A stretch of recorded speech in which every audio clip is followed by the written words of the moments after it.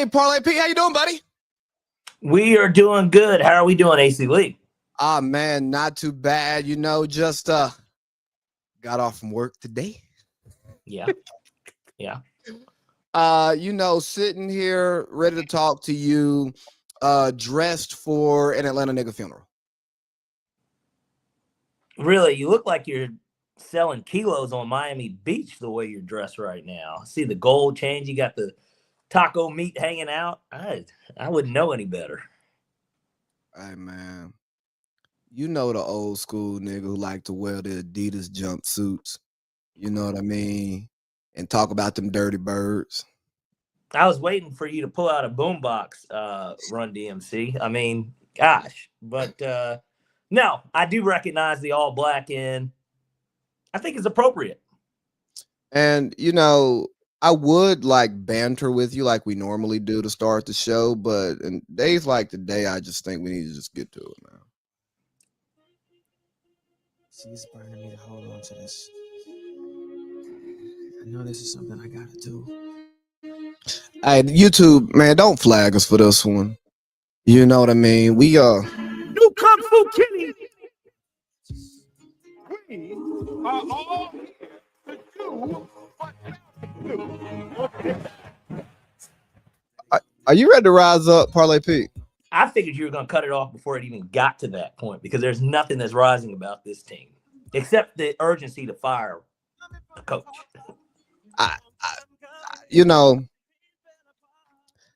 There is an urgency to fire a coach. A lot of urgency to fire a coach. A few coaches. A couple of coaches, actually. Yeah. Poor receivers coach. Scapegoat. Bro, since when did firing a receivers coach change anything? Unless he had sex with somebody on the staff's wife.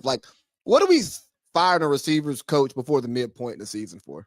What are we firing the receivers coach? What are we cutting a receiver on a week where you knew you were going to be short your star receiver?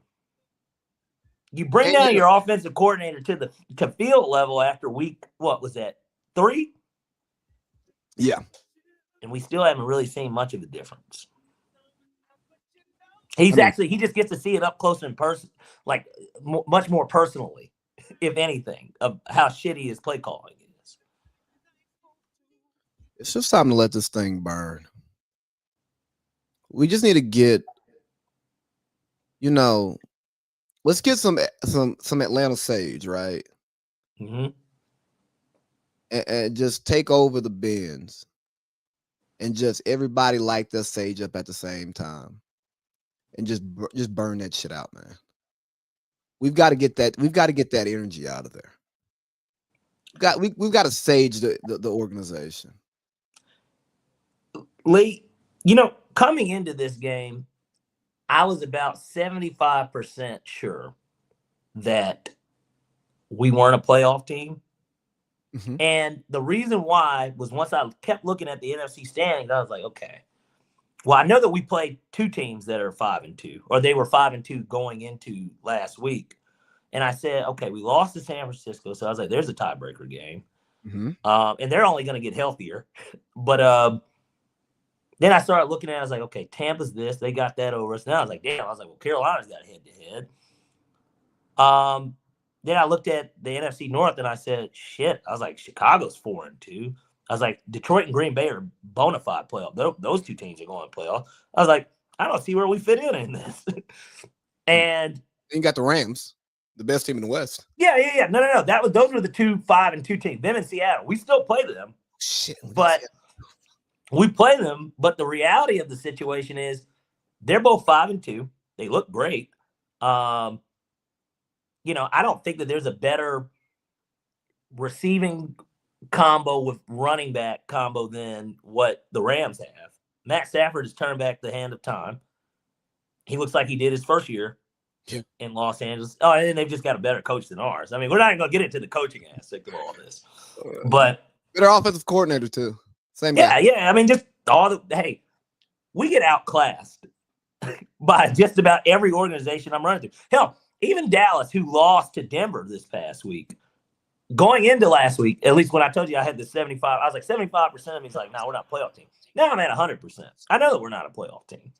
We're not a playoff team. And just the idea of watching what we watched on Sunday. What you watched? Well, that you were in and out of. Yeah. Yeah, man, it's not a playoff team. And I guess started our defense. I know. Julian Turner started Kirk Cousins. Because everybody the biggest Falcons hater started the backup quarterback. And that goes to show what the expectations were going into this game. Even if he felt inclined to do that. Now, was it kind of a setup like game for us to lose? Low key it was when you look at it hindsight wise. Not like You've got Devin A. Chain on your fantasy football team. Yes, I do. What did Christian McCaffrey do to us the week before? Oh, he went out and had like 7 or 8 catches and he had over 200 plus yards total. And it's like, McDaniels is of the same kin of Shanahan. He probably watched that film and was like, hey, Devin, we need you to go out there and do what Christian McCaffrey did because they clearly can't stop fucking running backs out the backfield. Hey, you know what Mike did? Kyle, I know you don't listen to all of this shit, but you know what's going on down here. Send the files over. Mike, check your spam. I sent them over 2 days ago. He said, hey, and you remember when we were all on the staff in Washington and Atlanta, you know how Ra is. Ra's just a rah-rah guy. That's why they call him Ra. Nobody calls him Raheem. They call him Ra because he's a rah-rah guy. And really, that R in Ra stands for hard R today. On this program, that's what the R in Ra stands. It's a hard R. He's hard R Ra. Because that's the type of bullshit that's getting put on the field. And honestly, I would have had more respect for Ra if I woke up and it was wet. It was nasty outside Monday morning. So I did get breakfast and I got a coffee because I just chose that as my drink. It's either that or water. I don't do that orange juice and stuff. But I had my coffee and I figured I was going to wake up to the news of Zach Robinson has been fired. And I'm like, thank you, Rod. You're growing a set of balls. We got TJ Yates. TJ Yates going to be the OC. Okay, fine. Let's give him a shot. Let's see what he can do. He's a former quarterback. I don't care. I don't care if the new OC is good or bad. I know who's bad. I just want it to be different. I just want to see something different, and that news didn't come. And then you wait a day and you get to Tuesday and then Rob reaffirms his belief in Zach Robinson. And I said, okay, these guys take a playbook out of the McKay files. They say what any organization would say to show that they're banded together. There's no turmoil. Nobody's pissed about the result. We wish it went a different way, but we're not really pissed about it. We're going to stick together because we believe what we're doing here from training camp all the way to game 8. It's working. We believe that this is going to work. Trust the process, right? Trust the pistol. That's fucking bullshit is what it is. And Rich McKay, somebody needs him. The FBI, we need to get Cass Mattel and Pablo Torre working separately. Let's go.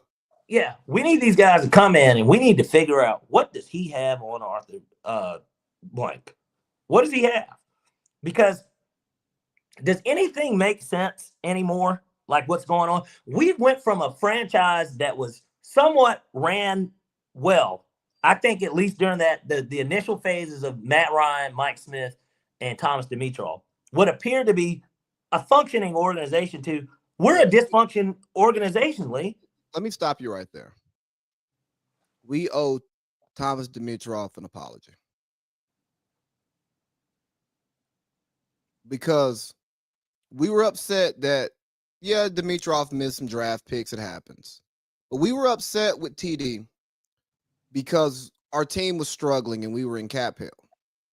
But we were in cap hell because two of the greatest Falcons, arguably the two greatest Falcons of all time, on the back end of their career, coming off of back-to-back playoff appearances, a Super Bowl appearance, and then also coming up, Julio dropped short, which should have told us something. of beating the eventual Super Bowl champions. So we had to pay him because that's what a good loyal team does. And that's who the Falcons were, a loyal team to loyal Falcons. And hey, we might have a down year or two because we're taking care of our guys, but we're going to take care of our guys who've taken care of us.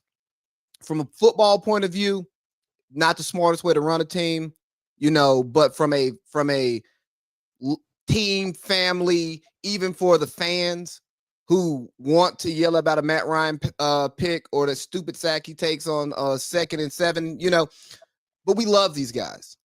And TD did right by these guys, paid them at the top of the market because they came off of those types of seasons that rated top of the market pay. And then we fired TD because he put us in cap hell, but we knew he was going to put us in cap hell based on these moves. And since TD left, this shit's falling apart. Well, remember, we no longer have a patriot in the building. An important one. Yeah. And we let two leave. We let two leave. And one of them is he might win his fucking division. I mean, the guys we let walk out the door. Yeah, Les Snead. I'm not talking about Les Snead. I know, but I'm just bringing up more people that have been in the building that are gone. I'm talking about the guys we let in the building who we didn't have to let out because we could have gave them a Godfather offer and we didn't. I'm talking about Jim Harbaugh. I'm talking about Mike Vrabel. I'm talking about Ben Johnson.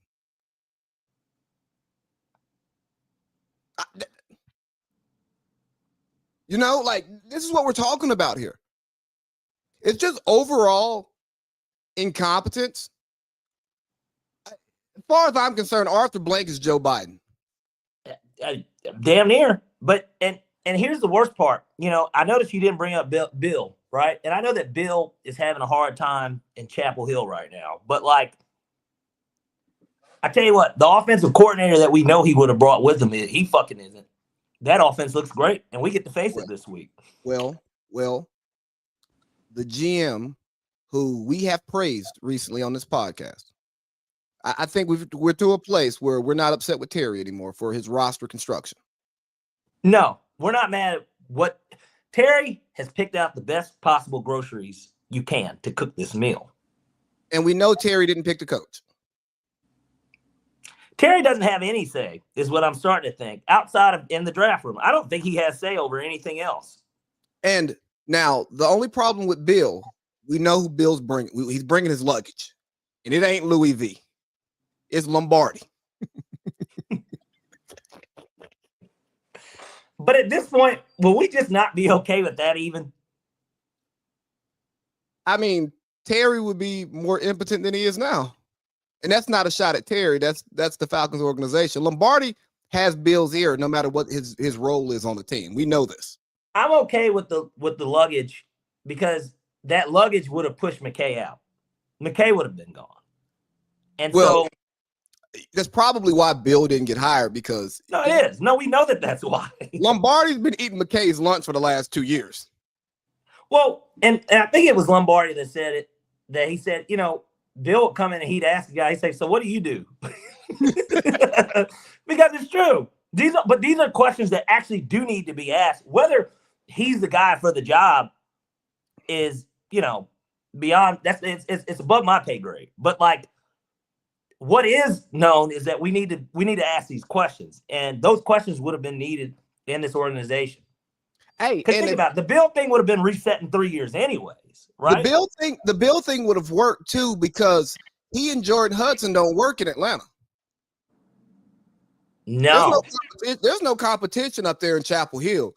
You get around some of these young scammers, she out of there. She up through there. I mean, or let real money feed in the streets. Or let one of those young Rich Nation guys get a hold of her, right? She be pulling up to the Benz on a shiesty.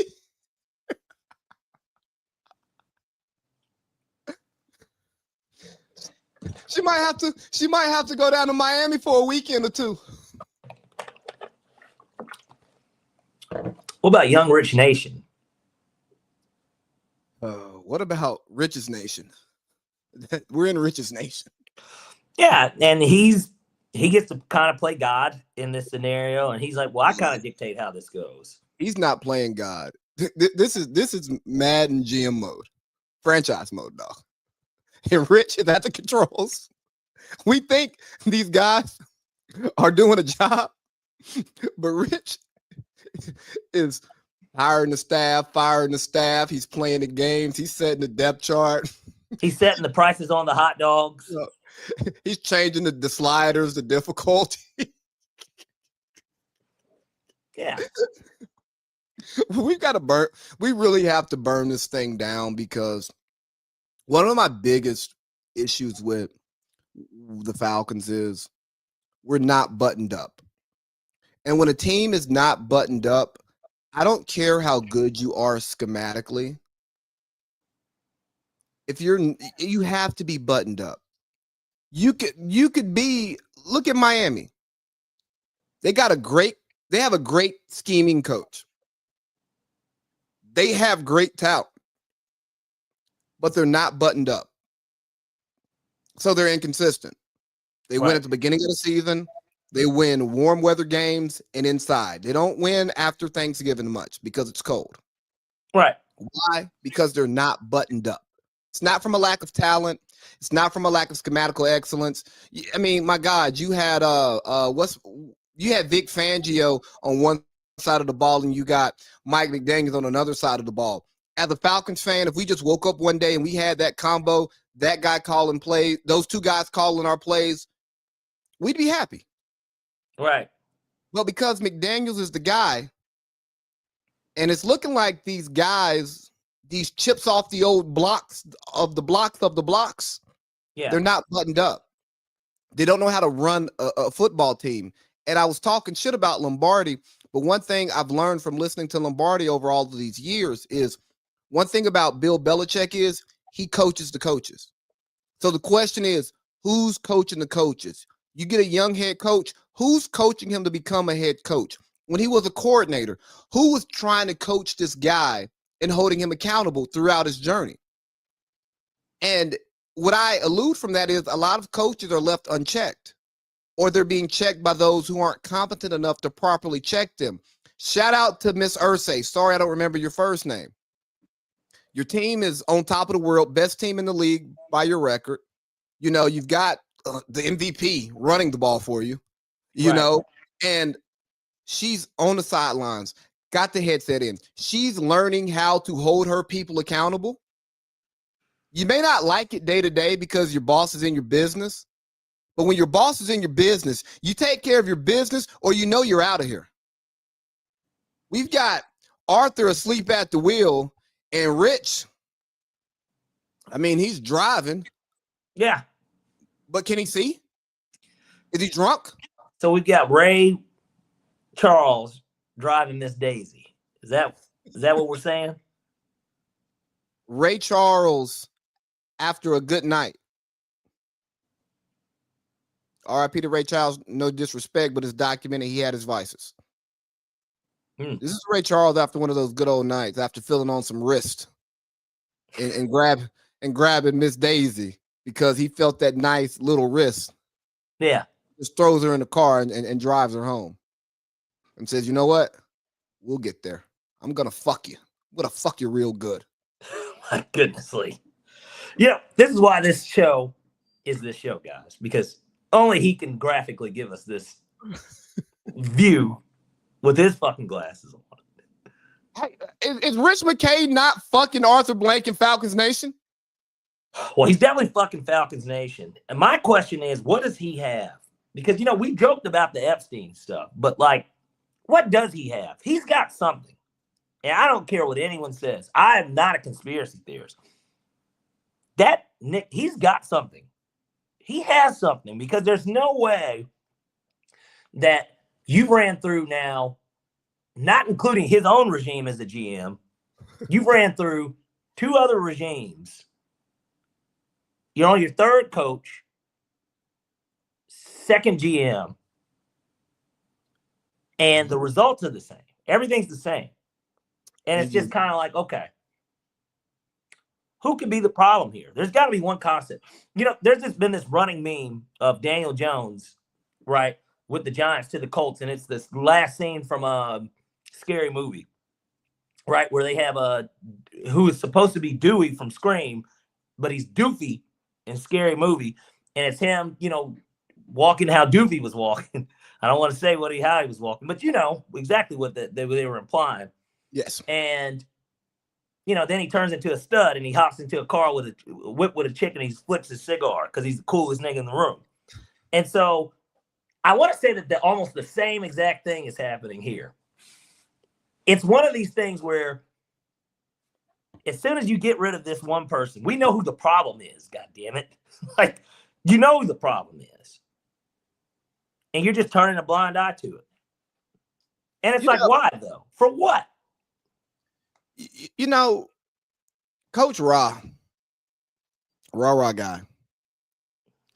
That's why I call him Ra. Hey, he's low-key Chauncey Billups. Oh, man. He is the face of an operation. And you deserve blame for your involvement in this operation. But you're taking all of these arrows. And those who know he's not the guy running the show. And no disrespect to Raheem Morris as a man. This is not anything to you. But inside this Falcon system, on your best day, you're Pinocchio. Sometimes you get to do your job and do whatever you want. But at the end of the day, Geppetto, a.k.a. Rich McKay, has his hands on your back. Lee, that is why Ra got hired in reality. Because we scratched our head at it. We were like, we tried to make ourselves feel better about it. And we were like, you know what? He was kind of overdue to get a job, right? He was. It just wasn't our job that he was supposed to get. That was the issue. But here's the problem now. You talk about being for black people having fair opportunities. Now, don't say the guy who's qualified, he was qualified and due for a job is not good enough for your job. You didn't know that this wasn't going to work until it didn't work. Well, yes and no. I think that this is the real issue. If we really want to break this thing down, when I say that he was overdue for a job, it was that he put in for one, he was the youngest head coach of all time, right? At the time. He got 3 seasons in Tampa, had 1 good year. They didn't make the playoffs, unfortunately for him. So he got fired after the 3rd. But, other than that, a bunch of lackluster seasons. And he took over a Gruden roster that, at the time when Gruden got fired was a 7-9, 8-8 operation in reality.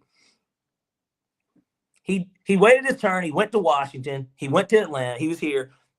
He goes to L.A. He wins the Super Bowl as a DC. Granted, with probably a top 3 defensive player of all time. But I digress. Does that. Defense still looks good, even after they won the Super Bowl.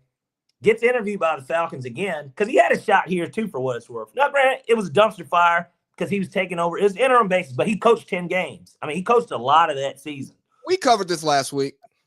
I know, but it's also just it's baffling to me because it's just like we know exactly why he was hired. He was hired because he's a do boy for a Rich McKay.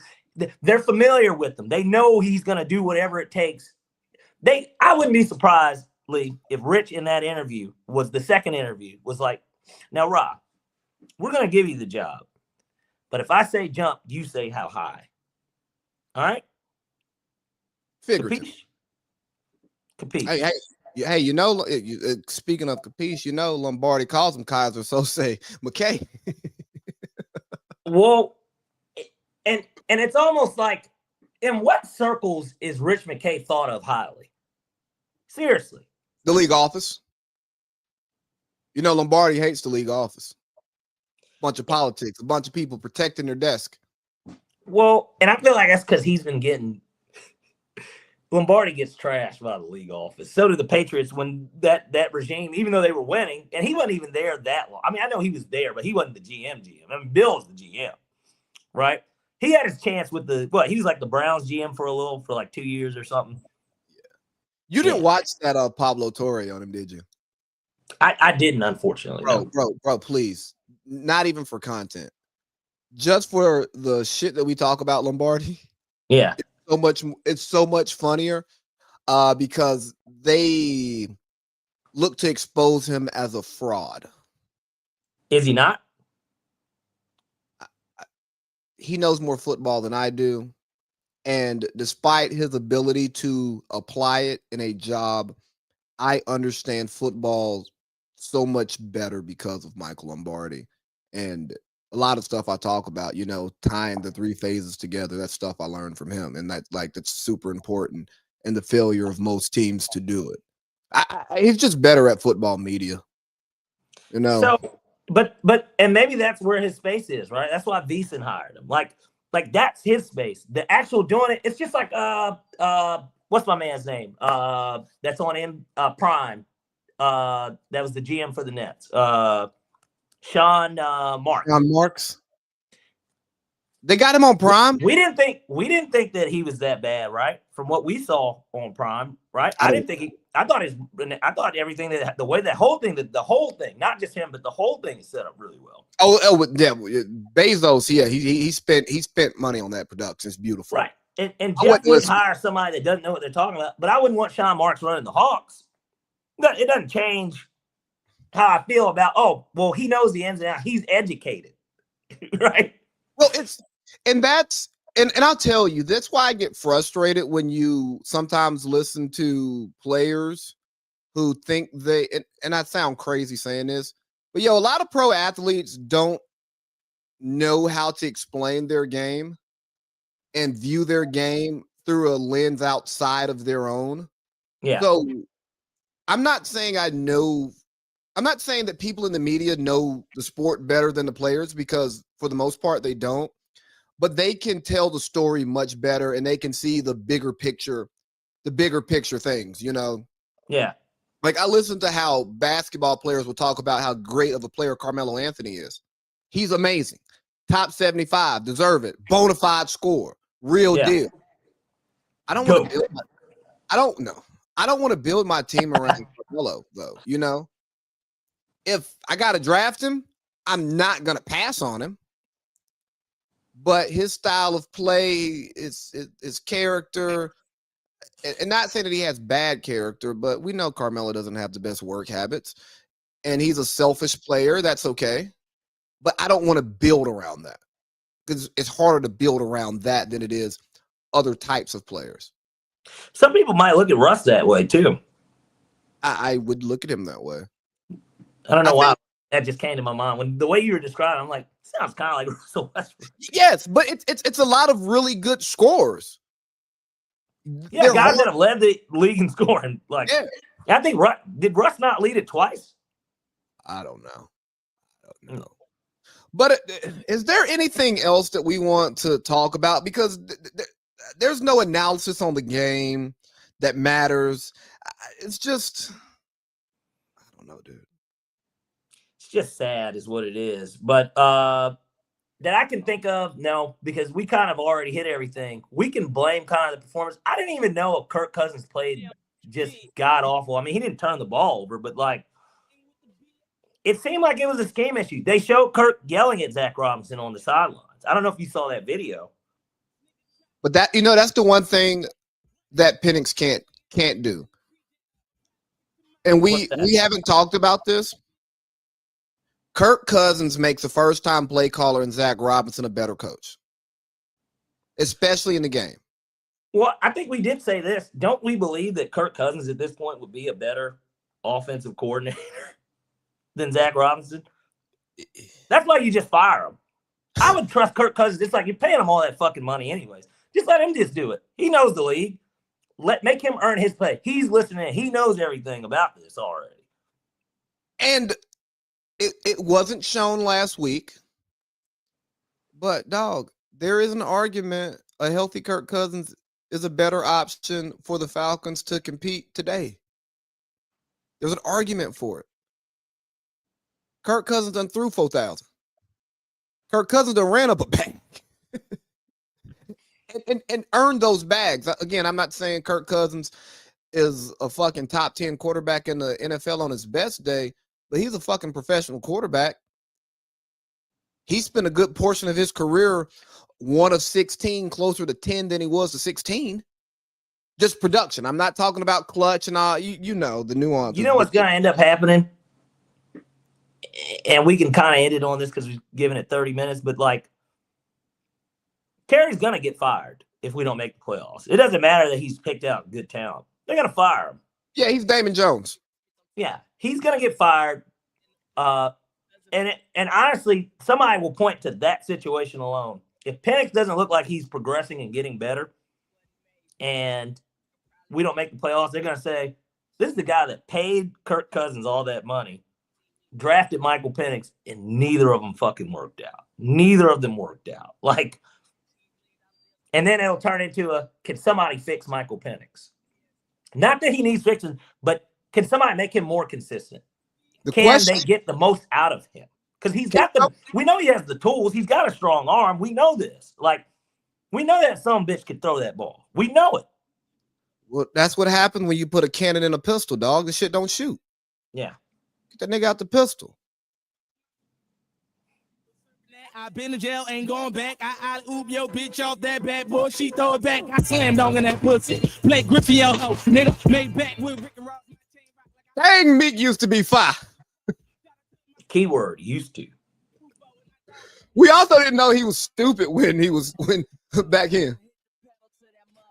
But real quick, hold on. Let me just get to this hook and then we can talk about the rest of the league. Yeah.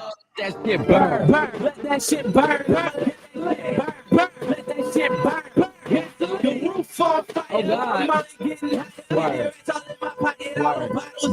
that shit burn. Let that shit burn. Yeah, man. Well, I guess we can start with Thursday. Well, we were on during Thursday's game, weren't we? Yes, because last week I had a prior engagement Wednesday. We try not to make that stuff happen, but it was the only way it would work for me, so I had to pull that string. And A._C.2 approved. So, hey, did you pull any other strings? Don't answer that. Anywho, moving along. Where are we going here next? We're going to get into week 8 that you call week 6 in pre-production. I probably called it that in the description too, because that's what was in the notes and I didn't check it for, we just copy and paste when it's. Yeah. Let me, what's that? I said, pull up week 8. Yeah, we're going to pull up week 8. Hey, while you're pulling that up, I was listening to 520 in the morning, and I rarely take time to ever talk badly about these types of podcasts and the members of these podcasts, because I'm a huge fan of the podcast. But, having a good host is so important to a show, let me tell you.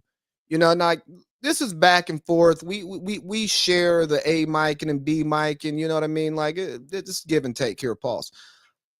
But the host of the Club 520 podcast, he likes to get people moved, right? He's always like, free him. It's like, dog, no. So they're talking about Myles Garrett's amazing 5-sack game. Mm-hmm. He goes, the Browns sad, bro. Free Myles Garrett. No, Myles Garrett just read up with them in the offseason. Okay, look. What Myles look like saying, hey, dog, y'all trash, bro. Get me out of here. He looked like an NBA player. Isn't that what they do? They sign their big contracts, and then they say, all right, now I want out. Because they got as much money as they could get. Now, it's a little different, of course, because in the NBA, you leave a team and you sign, you're going to get less money. But, like, or one less year normally. But that's what they do, though. They will sign their money. Like, it wouldn't surprise me if Devin Booker somehow requested trade. Not this year, but next year. I doubt it. I think he wants to be a lifer there. They don't have a guy that's the Suns. You know what I mean? Like, Chuck had his good run there, but he wasn't drafted by them. He didn't retire with them. Like, they don't have like a guy that's relevant, Yeah. But I'll tell you, you're right. He would look like an NBA player, and that's the difference between the NBA and the NFL right now. Yeah, people love talking about the NBA. It's global. Just like we talk about a lot of these Democrat policies.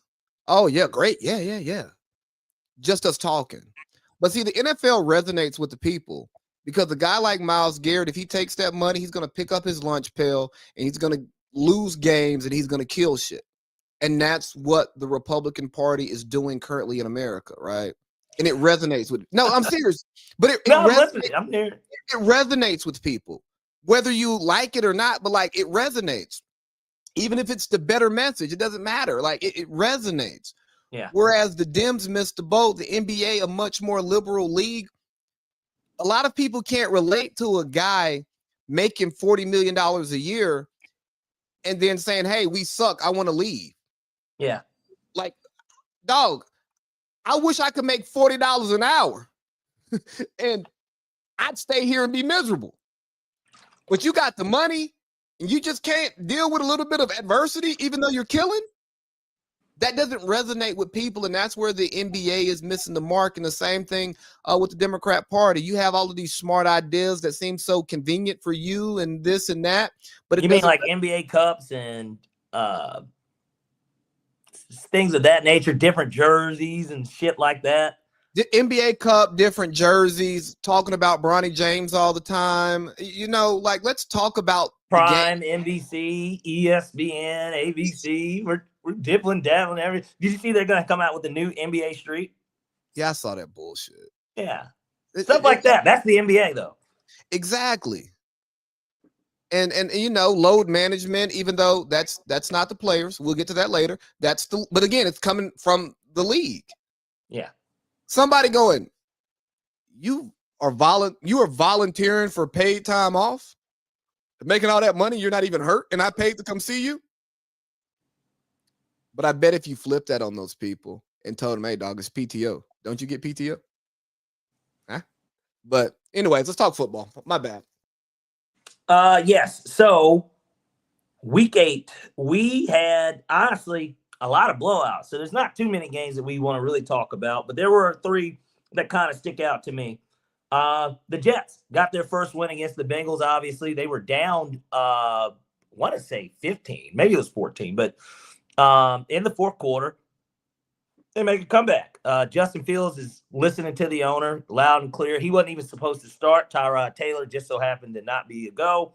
Comes in, looked like much ado about nothing, same old Jets. And then they come out and they get a win, getting Aaron Glenn's first win. And that locker room looked elated, as they should. A coach is getting his first win, even though it's halfway through the season. You're 1-7. Fuck it. Why not? But that's a good thing. That tells me that players are buying in. And I thought they wanted it for him.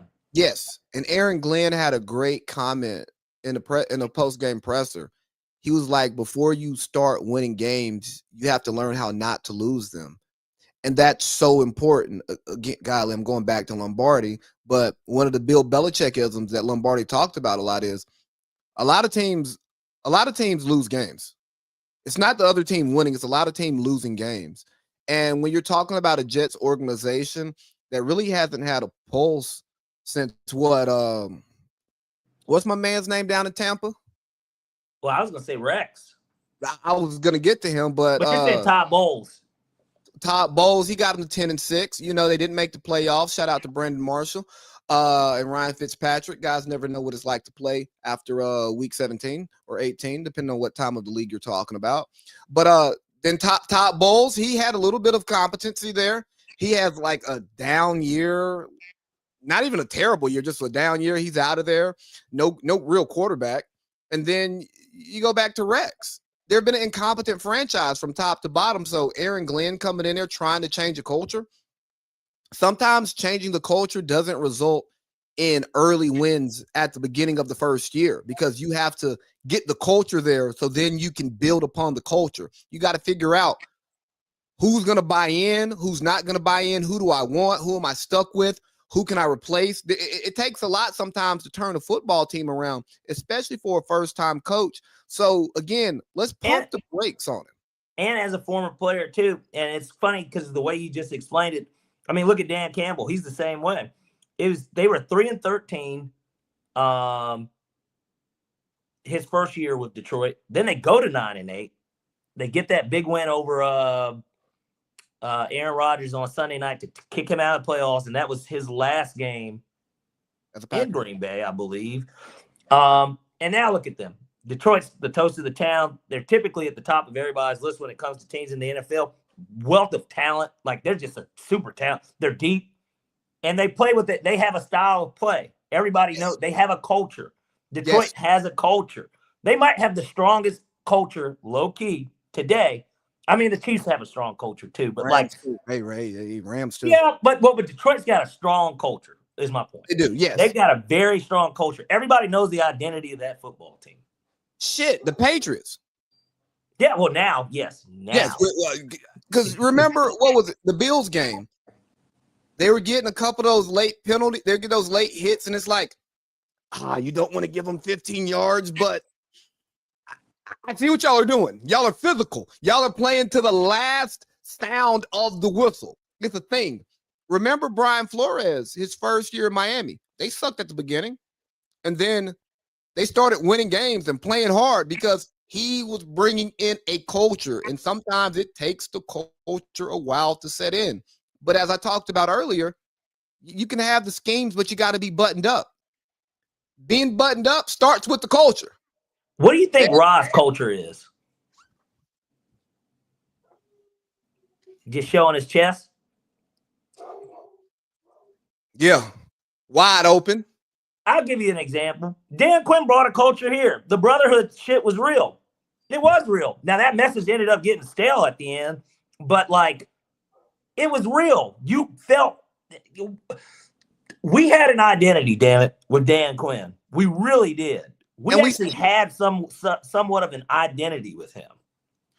And we see it with Washington. They don't have the best record right now, but when your number one receiver doesn't show up to training camp because Adam Peters doesn't want to just go ahead and pay him, you know what I mean? Like, just and your quarterback's hurt. He's been hurt here. Yeah. And Marcus Mariota is throwing the ball for you.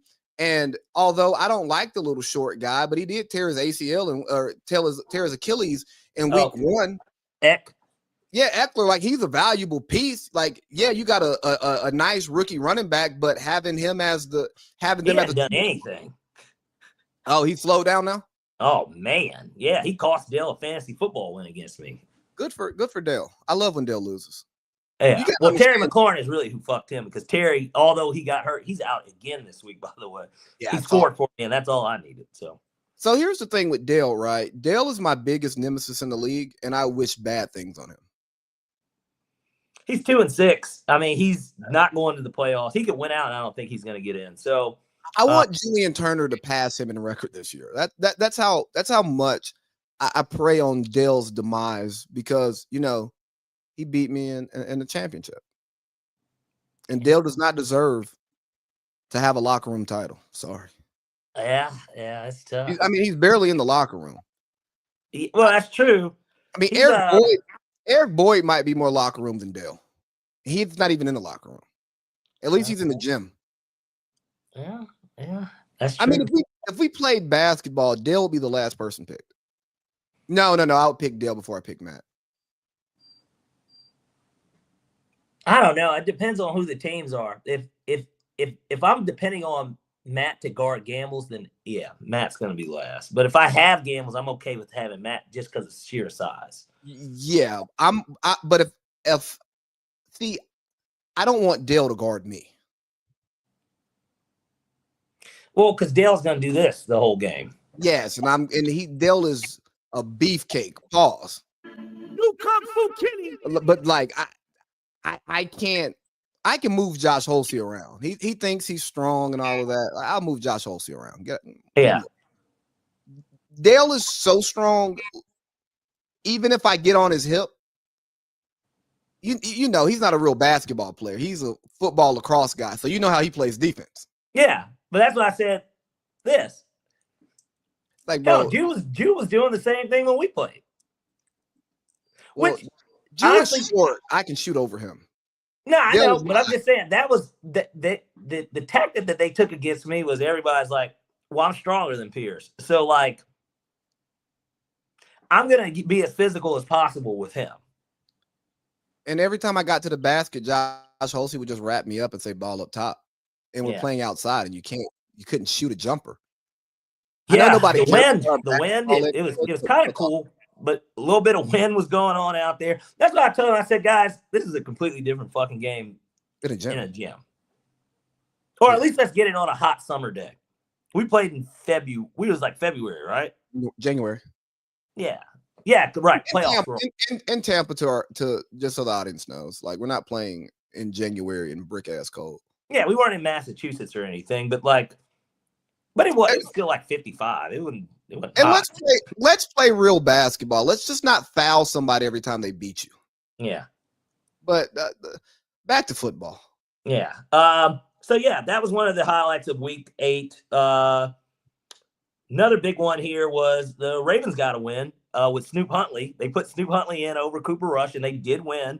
That's Pro Bowl quarterback Snoop Huntley to anyone out there that cares. But they got a win, and I think that's a pretty good win, honestly. They beat a Bears team that was 4-2 that had won 4 in a row. They set up the platter for them, especially with the way that Pittsburgh is starting to lose games, to essentially have a shot at winning this division still. Because of how talented we know Lamar Jackson is, how good of a coach we know John Harbaugh is, that's the type of win that saves the season. So that was just another one of those games that kind of stuck out to me. And then, of course, Aaron Rodgers did go against the Packers. Hey, I got one thing on Caleb Williams. Go for it. Listen to 5:20 in the morning on Tuesday. Yeah. And Colts linebacker Zaire Franklin's on that show on Tuesdays. Mm-hmm. And somebody asked him who's like, hardest person to tackle in the league. And he said Caleb Williams is one of the hardest people to get on the ground in the NFL. And he referenced that wild throw he made to DJ Moore. Just how he can just get out of stuff. It checks out. He's such a I want to say that I know that this has got to be a word. Improvisationist. I'm going to say it's a word. I know what you mean. He's very good at improving. And that's kind of, that we talked about it that when the season began kind of was that's why they brought in Ben Johnson, right? So that he can actually flow through the offense and actually have his reads because he's so used to playing that way. That's all he did at USC. That's all he did at Oklahoma. And that's okay in college when you're much faster and bigger than dudes, right? And you're just that much more talented even. In the NFL, everybody's as fast as you. You know what I mean? All those guys, if Myles Garrett's coming around the edge, he is going to fucking get you, dude. It doesn't really matter what happens. And so, yeah, that doesn't surprise me in terms of just from the way we've seen him play. Yeah, he's one of the most talented players in the league. He just doesn't put it together all the time, He's more consistent, but he reminds me a lot of LaMelo Ball. Yeah. You just go, wow, this person is more talented than everybody else. Yeah. Why is this not working all the way? This should look better than this. Yeah. But LaMelo's a YN running around Charlotte, and boy, funny stories about LaMelo that I will not share here. Right. But then the other game that was pretty much a highlight was obviously Aaron Rodgers playing against the Packers. Although the game was not in Lambeau, and I'm sure that would have just made for much more pomp and circumstance, it still kind of counted because it is the Packers that he was playing against and Jordan Love, and the fact that he kind of gave him the keys right before his departure. He gets to go against him, and Jordan Love looks fucking fantastic. Aaron Rodgers doesn't look bad, but I don't know. The defense isn't good. In reality, they were up 9 at the half. So they got Kyle Duggar. Yeah, we'll see what that does. But it doesn't matter. It doesn't matter if Jalen Ramsey's going to get burnt by Romeo Dobbs. You know what I mean? Or Tucker Kraft. Shout out to Dobbs. Real quick, shout out to my man Najee B. He's living in the world that we're living in right now. Now he loves Tomlin. He's not, but he's over it. Tomlin standing by his D coordinator. highest paid defense in the NFL looking like this. Is it really? They're the highest paid defense in the league? Yeah. I mean, I know obviously TJ got paid, but they got Hayward.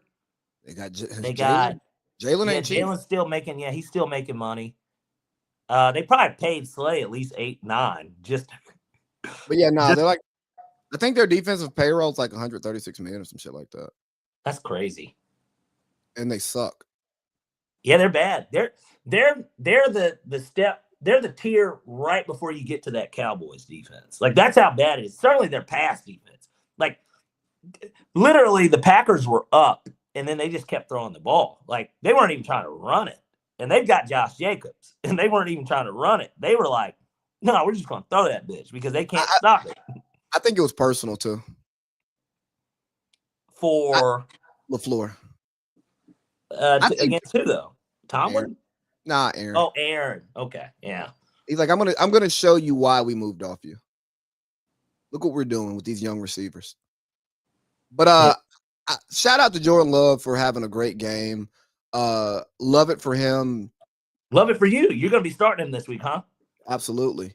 I'm just glad he had that game in front of Aaron because it was just nice to see because he and Aaron had a much better relationship. And despite Aaron losing, I think if he takes a step back, he's proud of his young boy for balling out like that. Yeah, Aaron doesn't strike me as far. Obviously. No, he's not. Yeah. Leading up to the game, they talked about it, but Aaron had a rule that Jordan Love had to speak up in meetings or he would get fined because he just wasn't talking, and it helped him build his confidence and speaking in front of the team and also showing the team that he knows his stuff and he's asking the right questions. So that's enough to tell me that Aaron's proud of who Jordan Love has developed into. Right. Because he wasn't happy about him coming there and taking it and knowing that he Aaron. But again, he also knew how that felt. Exactly. And he didn't want to make anybody else feel that way. And that's another reason why I hate the Aaron Rodgers narrative just because he didn't want to take the COVID vaccine and he's he likes ayahuasca and stuff. And he only talks to Pat McAfee, honestly. And, Square Media hates that because Pat McAfee's not real. Whitlock said he was selected, even though he's one of the few people who went mainstream after being underground because he organically built his fan base, but neither here nor there. Well, I think Pat's good for sports television. Me too. He's entertaining. He knows his stuff, and he also brings in people to fill in the gaps. Yeah. What more can you ask for? I mean, the man can call Peyton Manning and Aaron Rodgers. Not many people can do that. Yeah. And I saw that we had here on the docket, I might as well, since it's part of week 8, Chiefs back. Sure looks like it. That offense is humming. Yeah. Rashee Rice. Kareem Hunt on my bench, 2 touchdowns. Yeah. I mean, Travis Kelce's still up and down. Pacheco got hurt, by the way. Just giving you a heads up. Oh, Kareem Hunt's already in the lineup. Mm-hmm. Travis Kelce hit and miss. He had some drops, but he also made some big plays. And now that Mahomes has his weapons and can utilize every blade of grass on the field, hope he can score some points because the defense ain't what it used to be. I mean, they looked good this past week. Now, granted, that was against Marcus Mariota, but against Marcus Mariota, they still only held him to 7 points, and some people even kind of questioned whether Terry really caught that ball. I thought he did. I thought he did. But yeah. I mean, I tell you what, we'll get that litmus test this week, right? They play the Bills. Are the Bills good? I mean, they won 40-3 against Carolina. Not that matters. It's Carolina, but I mean, considering we lost to them 30-0 in that same scenario, and we beat the Bills, it's kind of weird how this stuff works, right? But yeah. I think the Bills are still a quality NFL team. Like, I still think that's a pretty good football team. And yeah, I like the Bills. But that's also been a house of horrors for the Chiefs in the regular season the past few years. Now, obviously, no problem playoffs, but that is a game that they've been losing in the regular season. Out of them 2 and 3 losses that they'll have a year, typically they drop one to Buffalo. So this week, not to mention this game is going to mean something. If you are a believer that the Chiefs will overtake the Broncos for the division, hell, the Bills need to win because the fucking Patriots keep winning. So the Patriots it's an important game. Yeah, it's an important game for both of them. Hey, speaking of the Bills and the Falcons and the Patriots, I opened up Instagram because I'm addicted to my device. Yeah. And Brick says Drake Mayfield's a lot like Josh Allen. But Diggs said that before the Bills game. He said that. He said that on Sunday Night Football when they talked to him. He literally said that he reminds me a lot of Josh Allen. The Drake May hype train is trying to catch up to Wemby. We'll get to that later. I don't think it'll catch up there. He's going to have to win something first. Now, Wemby doesn't have to win anything because the NBA is an individual sport. Now, I know the NFL is a quarterback-driven sport, but Wemby's different. And speaking of, I'm so happy we're going to have Chet in the Olympics. Oh, yeah, we'll get that matchup. Yeah. On a national stage. I mean, because that's who we need. Well, not national. I'm sorry, world stage. Yeah. Yeah, world stage. Celtics are up by 19, by the way. Yeah, I've been kind of checking it here and there, and it's too late because. But this is the NBA. Remember, it's the NBA. Teams they will blow at 15. It's crazy because basketball is a game of runs, and I know that everybody's heard that, but it is so true. A team can go on a 10-0 run in 1 minute, right? Donovan Mitchell can get hot. Yeah. I don't see it happening this time just because, Cleveland's 2 for 11 from 3, so if they get a couple open looks and just correct back to the mean, we got a game here. Well, you want to know I'm looking at the box score now. You want to know what the true issue is? Why has DeAndre Hunter shot 11 threes? And it's the third quarter. Why has he shot 11 threes? He's 3 of 11. Donovan Mitchell's 5 of 7 from 3. And it just makes you wonder, why is DeAndre Hunter shooting the ball so much? It's kind of like how we were talking about Nah. It's like, why the fuck is Nah shooting all these shots? No. I don't know. If I was a visiting team, when Nah, every time he shoots, I would just play the Chief Keef No. Right. What we got next? We got some games to preview. Yes, we do, to not give away picks or anything. But looking ahead, obviously, we kind of just broke down the Chiefs Bills a little bit. Hey, take the Pats. They're covering. I don't know what the line is. Take them. I don't know. So it's funny. I thought about throwing it in to stay away from it at all. It's not in the 6-pack. You can throw it in the least 3, of course. It's 5.5 is the spread. I'm just telling y'all, take them. Yeah. Do some crazy shit though, because we got an interesting one though with Colts Steelers. They're traveling to Pittsburgh. Pittsburgh's trying to avoid a 3-game losing streak. Colts, obviously, best team in the NFL record-wise, and just the way that they look, and they've got the presumable half midseason MVP in Jonathan Taylor, no doubt. Baker kind of close second in MVP. I think Mahomes, obviously, he's up there still too. But that ought to be an interesting one. Broncos, Texans, you got a defensive slugfest coming there. We put our hands all over that matchup in the picks. I've got 2 picks out of that game. Seahawks, Commanders, obviously, prime time. Jaden Daniels will be back. That should be interesting. Real quick on Jonathan Taylor, he has 850 carries for 12 touchdowns. What do you mean 850 carries? 850 yards? Excuse me, 850 rushing yards, 12 touchdowns, Yeah, he's got and overall touchdowns, I think it's 15 that he's got total, receiving and rushing. And everybody's talking about, does he have a chance to get to LG? 14. 14 total. Yeah, he's getting it. He definitely should get, because what LT, I thought LT's is 31 though, right? I don't know. And I don't remember if those were all rushing or not, but Doubt it. yeah, it doesn't seem right. Most total touchdowns, 31. 28 rushing. Yeah. Golly. Yeah. Most points in a single season. Imagine having him on your fantasy team that year.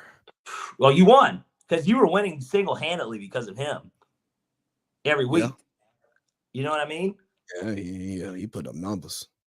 Yeah. You see everybody else to show up to the arena, kind of like, when you play for the Bulls, Mike gonna do him. You know what I mean? Yeah. Everybody else got to show up. Yeah. Look at the numbers. I'm tired of Michael Jordan. Yeah. Yeah. Well, before we get to Mike, just so we can crescendo out of the NFL, just because you got it here for us, Kirk wants to start. Does Kirk get to start? No. He might be able to go back home and back up. I'm interested in that, too, because it's like, is J.J. McCarthy ready to go or not? Is J.J. McCarthy good or not? Is Justin Jefferson going to have to continue to struggle through this? Yeah. Are the fantasy owners of Justin Jefferson going to have to continue to struggle through this? Hey, look, we might get a call that says Kirk Cousins on his way. Because think about it, he doesn't really have to, maybe there's new terminology, but he won't have to learn too much. Hell, we saw the Minnesota Vikings bring in, what's the aerospace engineer that came into the Mercedes-Benz and beat us last year or 2 years ago? 2 years ago, Josh Dobbs. Nigga got to the team on like Wednesday and beat us on Sunday. I don't think he got there Thursday. You may be right. Yeah. I know he didn't know the plays. He didn't know the plays, and it's because they have that rookie that they drafted. He got hurt on the first drive. Comes in. And then we lose. Yeah, it looks like a fucking miracle worker. I mean, water to wine like that. But I mean, where could he start? I mean, if I'm the Jets, I'm not taking on that salary. For what? We suck. Well, it just wouldn't make sense for him to go there. Because remember, Kurt's got to accept the trade, too, which maybe at this point he's open to anywhere as long as he can basically make himself more money, right? Like, that would be the thought. I just don't think he wants to go out this way.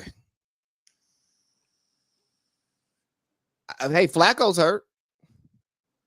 Is he? Yeah. He got hurt in that Jets game? I read somewhere Flacco's hurt. Let me pull it up.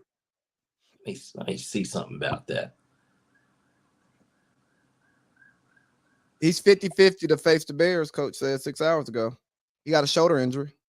Oh, I know that they don't want to. You're making me want to change my picks real quick. I didn't pick them, but maybe I want to hop on the Bears now.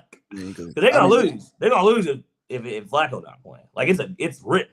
I mean, nobody wants to go into a game with Jake Browning. I mean, I know Jamar Chase. I wouldn't. I mean, Zach Taylor coaching for his job doesn't. Speaking of Taylor, did you see Joy Taylor in those butt pads? So I did, and I liked it on Twitter because I meant to send it to you. And sometimes I'll like stuff on Twitter just so I can go back and send it to you. I did see it. Yeah. The first time I saw it, I go, are those butt pads? And then it showed up in a couple of group texts, and I go, okay, yeah, those are butt pads. Yeah. So that's not Joy's butt. I've seen her workout videos before. Well, it was either going to be that or you would have thought maybe she went under the knife. But she's been too visible on social media. You got to sit down for a second when you go under that knife. Wait for the next 2-week hiatus. Yeah. Yeah. I think a lot of people still think she'd be a good fit on the Joe Budden podcast, but I think she'd be a great fit on Watching Winning. No, she wouldn't.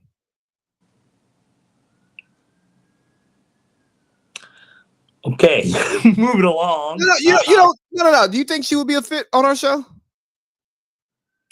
I think for the idea of her for sports, no. I mean, I don't. Everything else, she'd be great.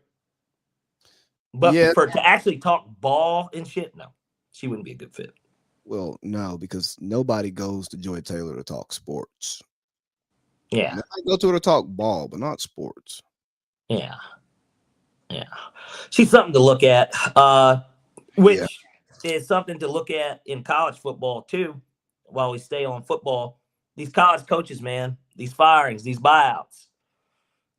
BK, and I believe you said that you were ready to eat your crow. So I will give you the floor. But Brian Kelly fired from LSU. No surprise on this side. Lee, take it away.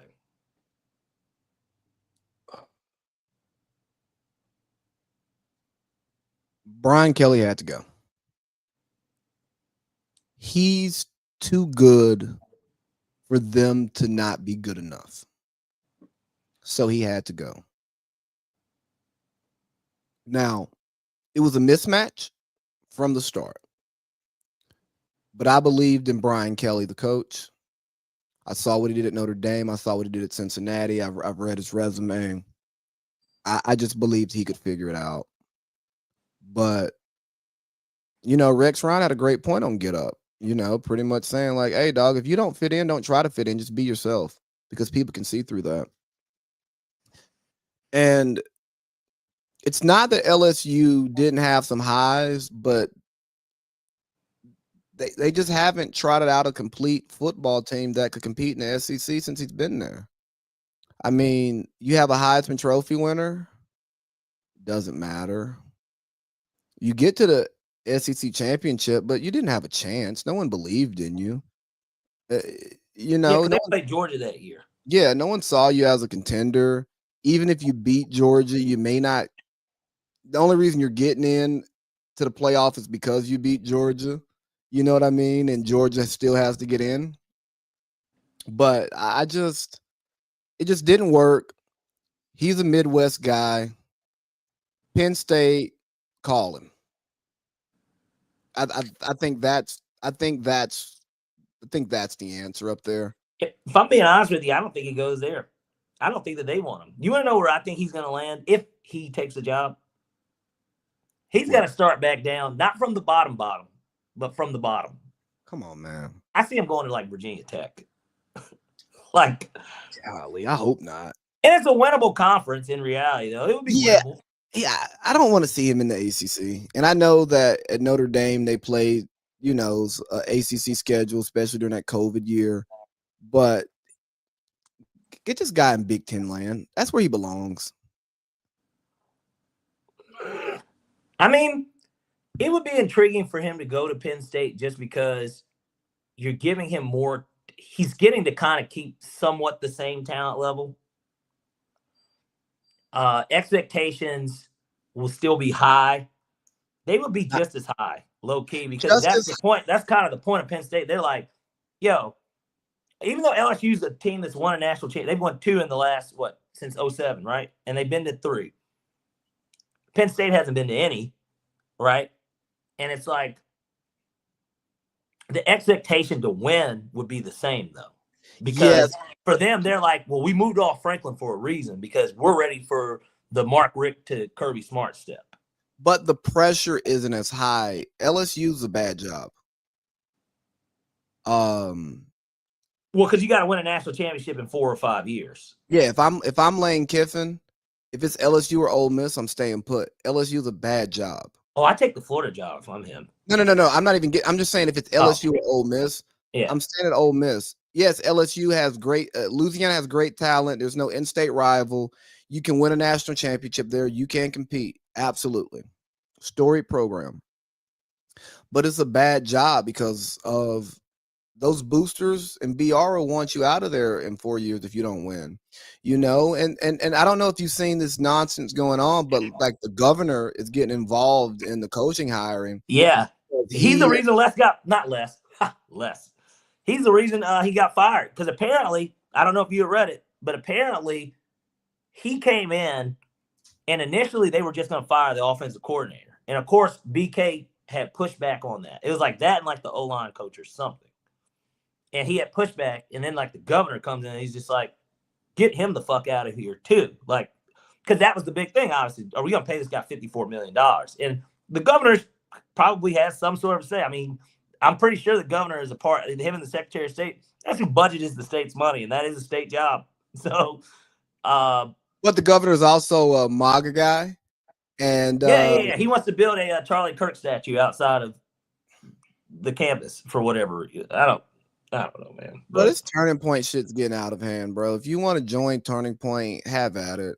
But like, why are we forcing this on people, dog? This shit ain't ever, nigga. I didn't know what Turning Point was until Charlie's demise, R.I.P. But I had never heard of him. Seriously, I mean, I know I've said that multiple times on here. I swear I'd never heard of him. But but we have to point that out because they're making this a national thing, and people need to know that everyday people didn't know about this movement. I don't know who the fuck he was. But what's his name? I'm not on TikTok enough. But the governor is also saying the AD's not going to make the next head coaching hire. Well, what the hell are we doing, man? Governor, go govern the state. That's state business. Yeah, but we know who pays for the coach. The boosters.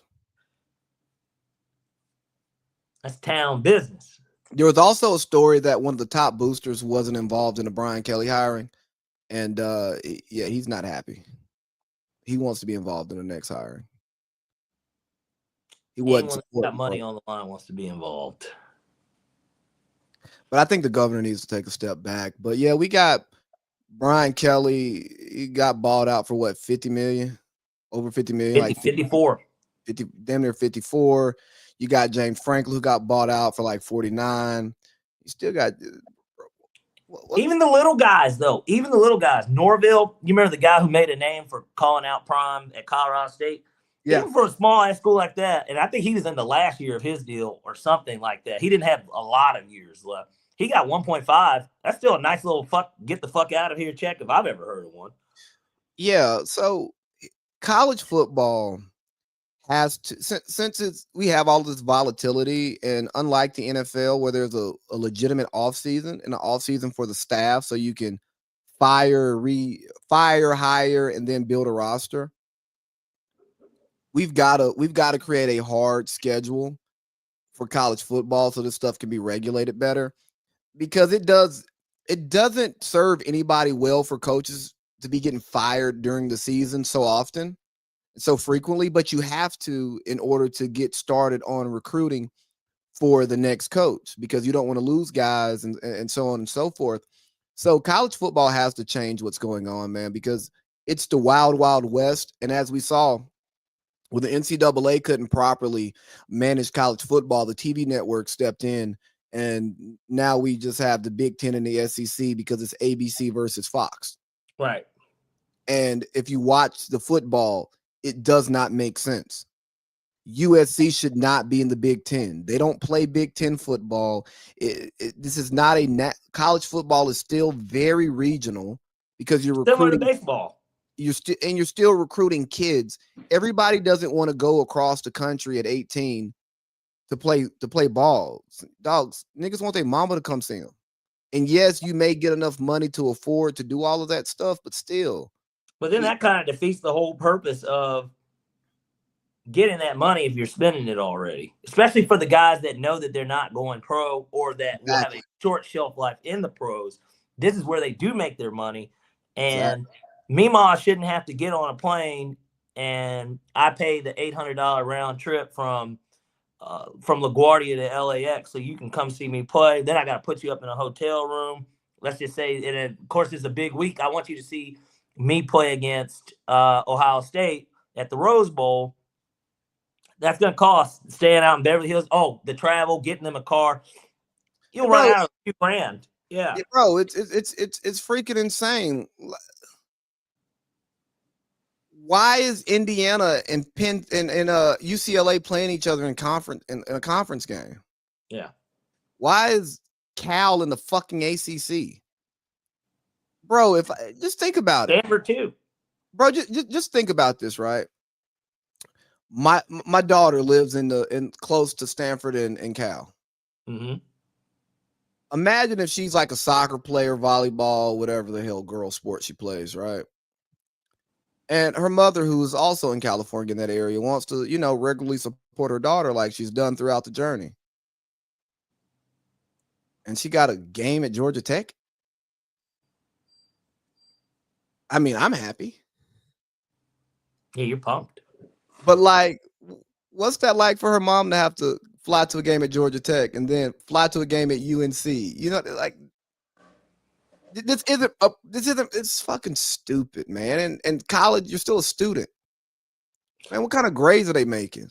Or we just put them in online classes. So now we're just making them we're faking them students to make them athletes to make us money. Yes, it's they basically are on permanent study hall, right? Like bro, that's kind of what it is. Virtual learning. That's the new term.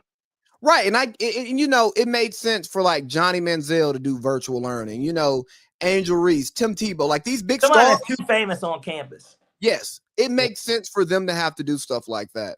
But for that to be what you're doing for your student athletes, simply because, again, football a little bit different because you normally play one game at the end of the week. But the other sports, like, dog, if you Cal and you got UNC and Wake Forest and NC State on the basketball trip, right? Nigga, you in North Carolina for a week and a half. Well, and then, you know, the other issue is, too, well, what about when the season's over and they have to return to regular class? Right. Now you've demotivated a student because they're like, man, fuck this. Like, they're not even going to know how to realistically function and go around because the first half of the year they haven't had to do any of this. So they don't really know, like, how this works. Living in a normal dorm, having to go to the normal cafeteria or something. And I'm sure those guys, they have their own shit, but, like, still, yeah, it's yeah, messy. But it makes you get comfortable to the point at where it's like, nah. And then that breeds what would you call it? Sticking your nose up at people. Like, you know what I'm saying? Like, it just yeah.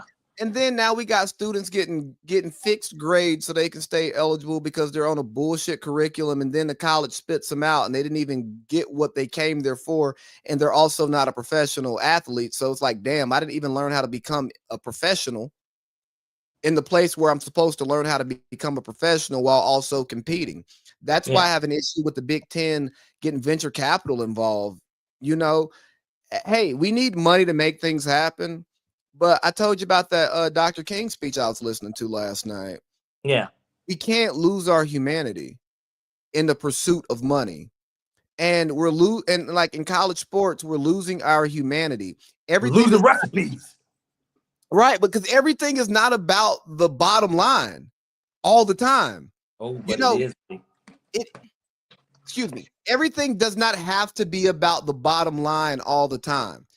You run a business, dog. Yes, you want steady growth every year.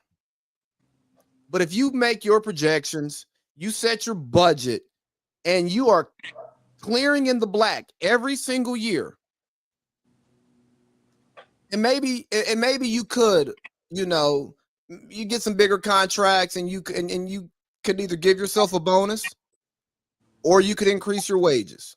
Yeah. Even if it's just off of those people on that contract, right? Right. Because at the end of the day, if you get rewarded with a second contract because these people are killing it, I mean, yeah, you hired them, but they did the fucking work. Correct.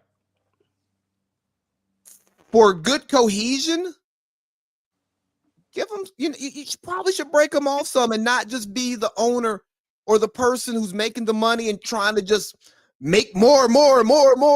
Hey, everything doesn't have to be about money. Sometimes things are fun. Well, huh? Yeah, I was gonna say you reward them. You invest into them, right? Like, I'll give you an example, just because it's kind of how this kind of worked for me. I mean, when my dad got out of college, he didn't just start a business. He had to work for somebody, and somebody came to him and said, "LB, you know, you could do this too. Basically, you should start your own business. Like, what I don't can want you to do? hold you back. You're a hard worker. You know what you're doing. You're infusing life into somebody. You're letting them know, hey, you can do this too." And I always have told our guys this, seriously, because I said, I don't expect you to work for me forever, because I don't. And it's not because they couldn't if they didn't want to, in a sense of some of these contracts that we've got are permanent. Like, it is permanent. Like, the one that we did, well, we don't have any more, but the one that we did have in California, these people were working for me for 8-9 years. You know what I mean? And so, like, you can work for me for forever. I don't want you to. I don't want anyone to do that forever. Like, there should be growth, and there should be people infusing life into other people. And so, but for them, it's, you know, it's a big bottom line for college sports. and that was supposed to be the difference between pro and college.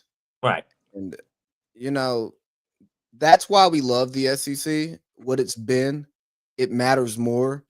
And even in SEC expansion, at least ours is still regional. Yeah, we're spreading west, but we already had Missouri and Texas A&M, you know, like it can be sequenced properly. And granted, they shit the bed with the scheduling, but we could have still our SEC East, our SEC West, and our Big 12 rivalries going on inside of the SEC.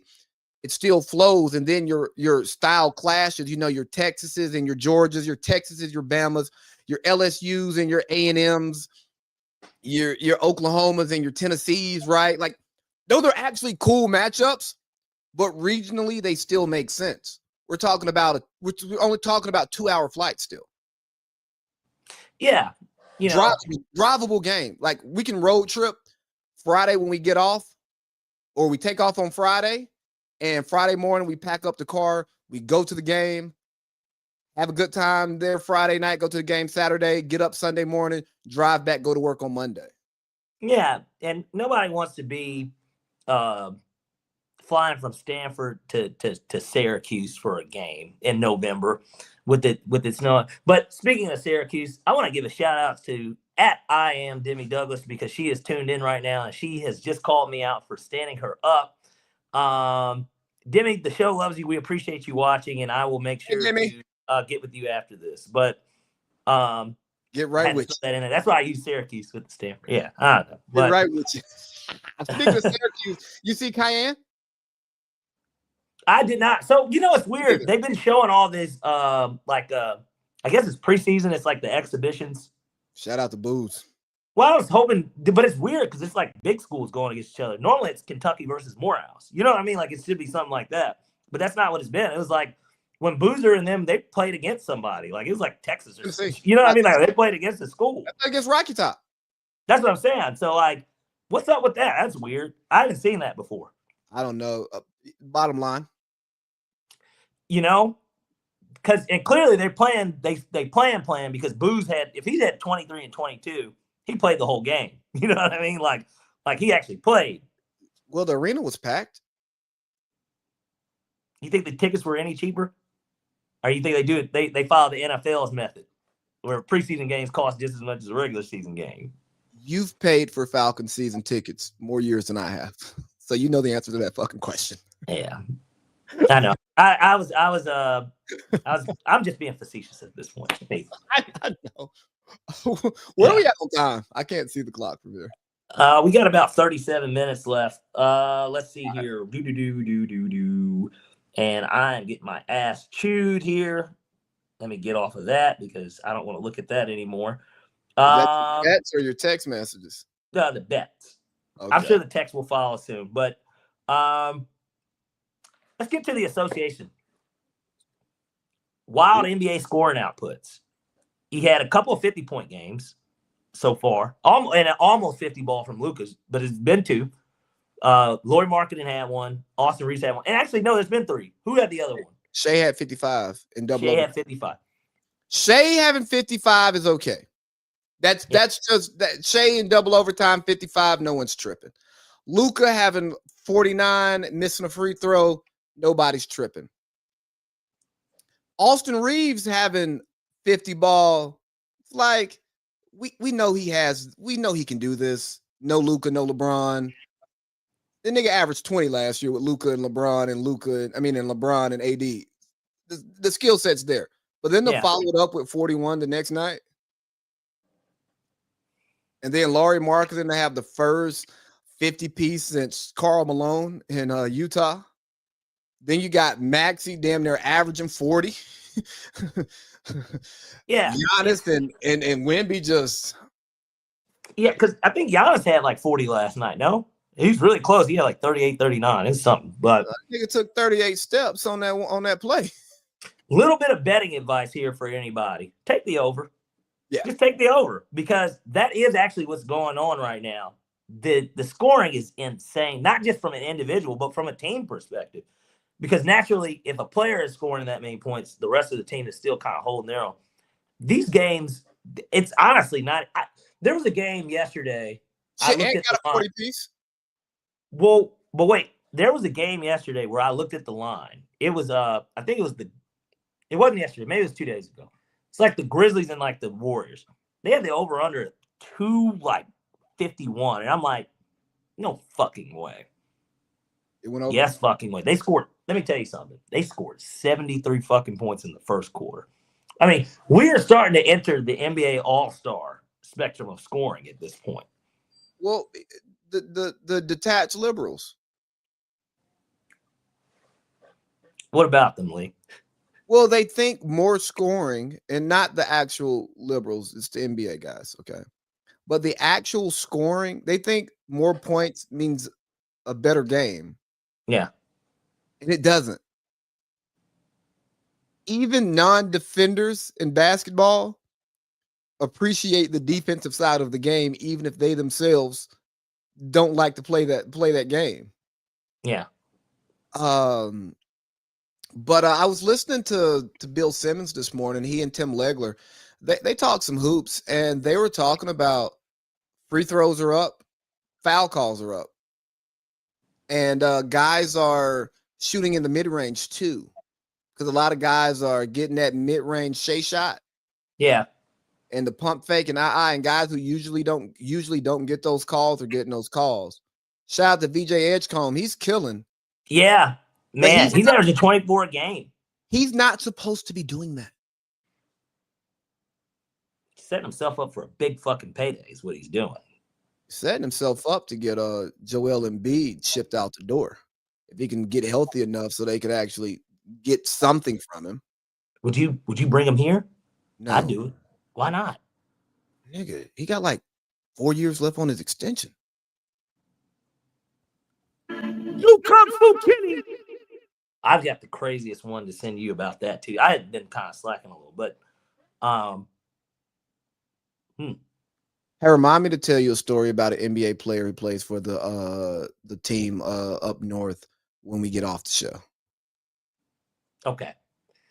But yeah, the scoring has just been insane. I think that the league probably should do something about this because unlike the NFL where scoring is kind of better, I don't know if it's really necessarily better for basketball because it makes you, especially from the betting standpoint, it makes you not want to bet on the shit anymore because it makes you not want to watch. No, I mean, I'm going to watch because I'm not you. But football, part of its popularity is the betting and the fantasy aspect of it. I think that the NBA loses out on this because of that alone in a weird way. Like, I think it's bad for basketball that there's that, like, because then it's not basketball anymore and it's just a track meet. It's not about, until the playoffs, of course, because then you start hitting unders like fucking crazy. But it's easy.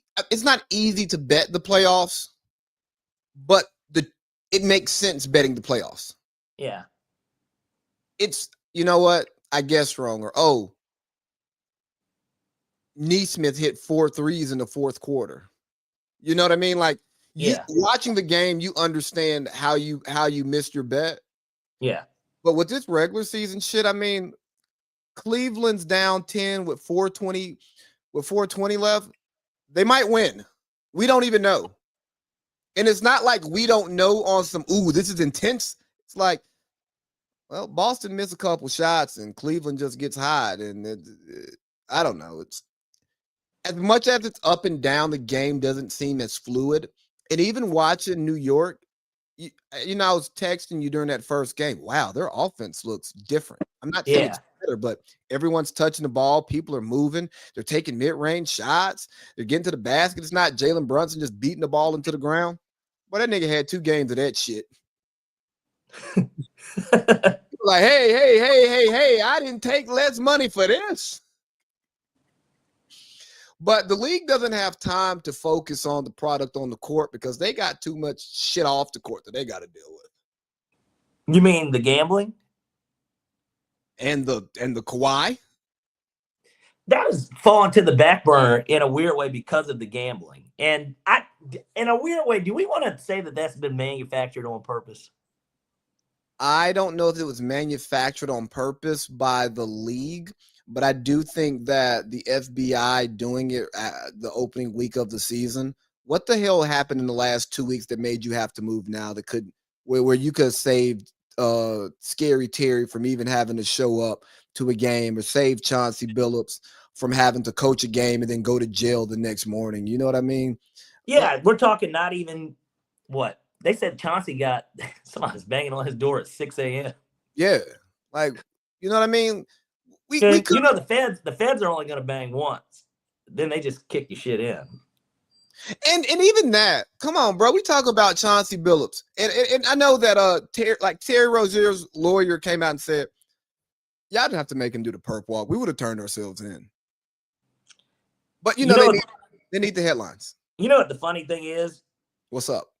I think I spoke to you about this while it was going on, which I'm not sure if Demi is still watching, but obviously we literally just saw that nigga. Like he's sitting right next to me at Alibi at Aria, of course, in a casino. You know, being somebody, maybe it was on a podcast. I don't remember, but they were talking about seeing Chauncey somewhere gambling or somebody I knew. I don't remember, but I mean, guys gamble. And I talked about this on Village Vets. I'm sure I talked about it here last week because the point remains the same, but I'm not saying that the NBA players were not complicit to some degree. Yeah.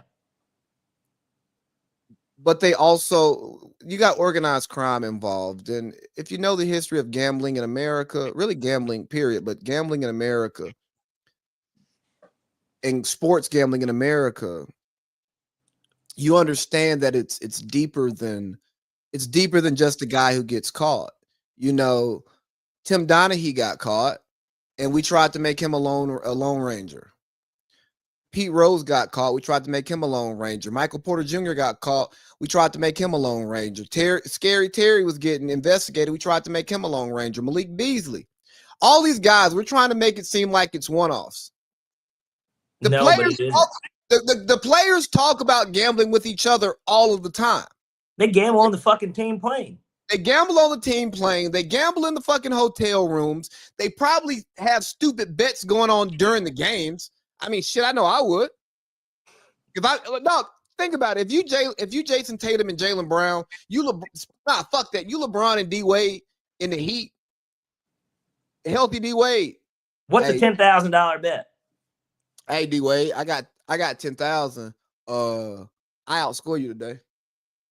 And now neither guy is going to mess up the game because 10,000 is not enough for that with those types of guys. Yeah. But it's extra sauce. But it goes to the competition thing. What Kenny was trying to explain last week on Inside the NBA with Michael Francis. Oh, golly. If you want to, and I'm not saying everything he says is true because I'm not there. I don't know. But he's like, yeah, these guys, they gamble, they get in the hole. What happens when you get in the hole? You got to pay it back. If you don't pay it back, you can't pay it back. I need my money back. I need you to work the book. I need you to blow the game. And Francis said, he's told players, hey, you go in there, you get in foul trouble early. Hey, you throw 2 interceptions the first 2 times you throw the football. Yeah. You throw it to the other team.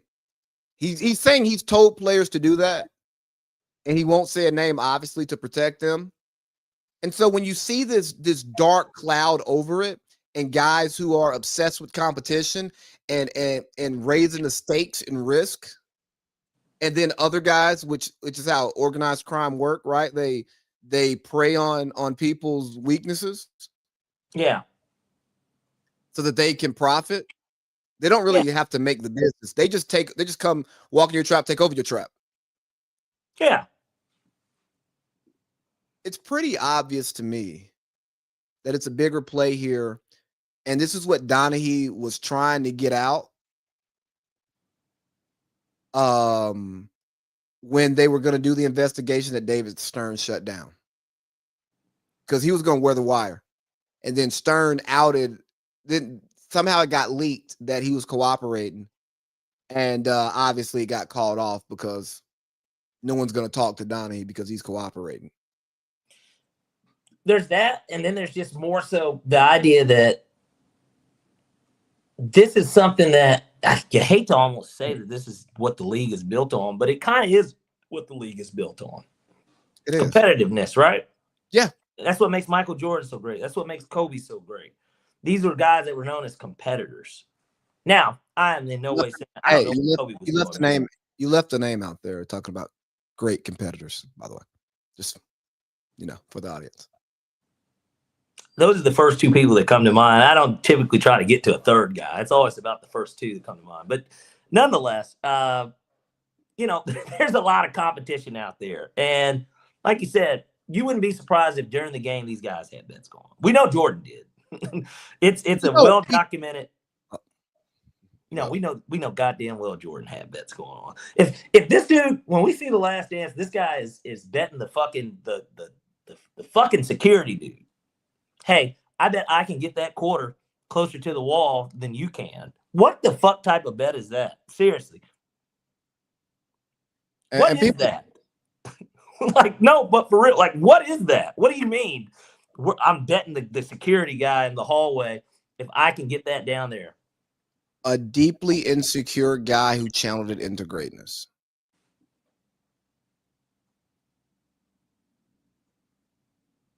There is a strong level of insecurity that comes with being highly competitive. Yeah. Because you're having to prove yourself and you have to get it on paper and have it validated to say that you're better than somebody instead of just looking a nigga in his face and like, bro, I'm better than you. Prove it. Nigga, look at me and look at you, bro. I'm better than you. Yeah. Again, when you're totally secure in where you are, come on, dog. You ain't arguing with these niggas. You just gonna go out and do you.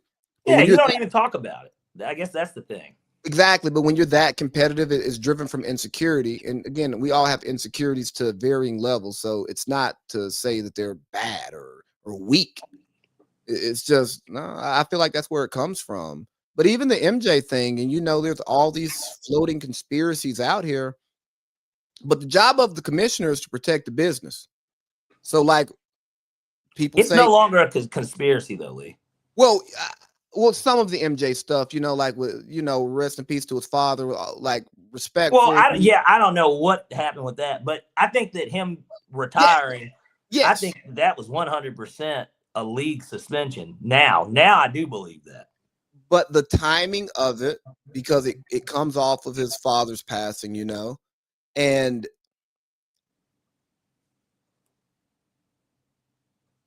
random people rarely get murdered for no reason. Yeah. So that's why I say it's conspiracy land, because we're rational adults that can say that just doesn't make sense. And we don't live in crime, but we've put ourselves in position to be victims of crimes, but we were unbothered because we don't live in that world. Correct. Typically, like you said, when something happens, you are targeted for a reason. I've spoke about this, maybe not publicly on here, but like I said, I got a home invasion here once, and they told me why they picked me. There was a reason behind it. They thought I was selling drugs. Or at least they were tipped off that I was selling drugs. You drove an Escalade. Drove an Escalade that I had gotten because my mom had passed. And then my brother had gotten a new truck. He just so happened to have gotten a new truck around the same time. And it wasn't even new. It was like maybe a year old. It was like a Silverado. But that's new. That's new when niggas is watching. It's new, right, when two vehicles turn into two new ones. Two different ones that are different from what you were driving. Yeah. And an Escalade screams drug dealer.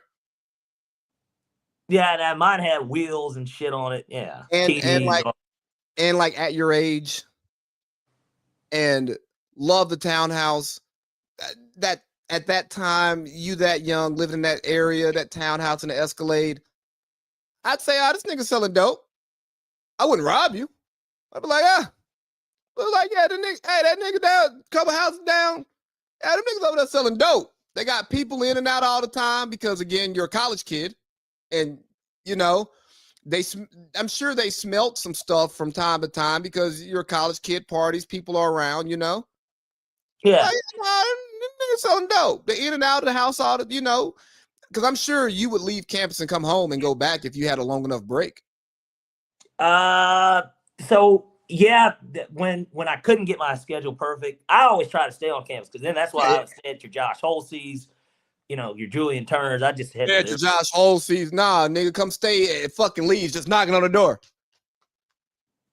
Yeah, nah, but you know, there will be times where I'd have that hour break, maybe, but like I always try to go back to back. I never try to, especially when I got to the major classes. Bank of America. No, we're gonna go from upstairs, downstairs to down the hall, and then we getting out. Yeah, like, and I'll catch the $5 pizza man on my way out, man. And now I got myself lunch. You know, and that was the good and bad thing about the suite. So for one, midday sex was damn near a no-go for our suite senior year. Because you're in and out, Jews in and out, Marv is in and out, Haitian Josh is in and out, Chris Hawthorne's in and out. Like, all of our friends who did not live on campus were in and out of the suite. No call. Niggas know your schedule or know somebody's going to be there, and they know they're welcome and just knock on the fucking door.